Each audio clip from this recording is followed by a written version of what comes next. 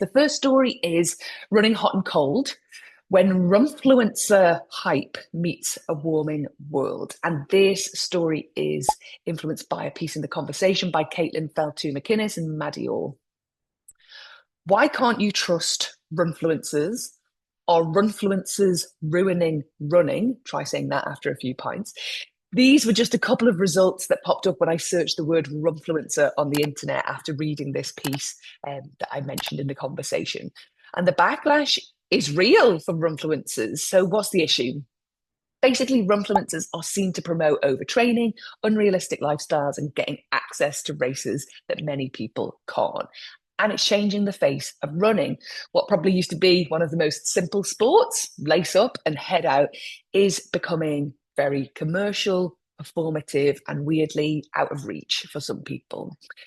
And it's not just about the influencers, to be honest. It's not just about them and what they're doing or what they're saying. It's also about what they're promoting and selling. So they are selling more gear, more optimization, and that means more consumption. In a sport where you basically needed next to nothing to be involved with, there is a climate cost to this. So this running culture, this runfluencer culture is pushing us to do more at the exact same time as the world is making it harder to do so. Of course, we know climate change can mean hotter or more humid conditions, lower air quality, and increased risk. So running's supposed to be the most accessible sport.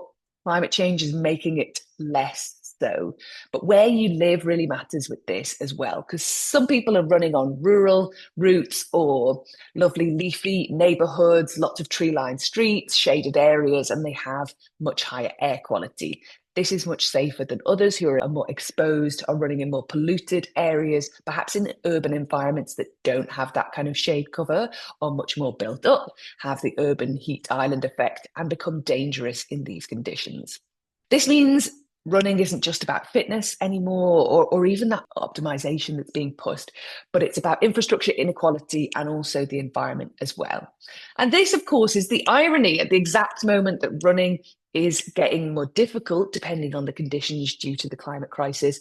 This runfluencer culture is about driving overconsumption, which is making the problem worse. So when you've got more shoes, more kit, more upgrades, more tech, all of that means more emissions. And this influencer marketing is also bringing trends, constant upgrades, and that means items are generally replaced quicker than we actually need. That, of course, creates more waste and then restarts that emissions cycle over and over again.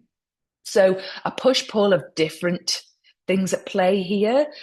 Runfluencer culture, overconsumption, an increasingly difficult environment depending on where you live.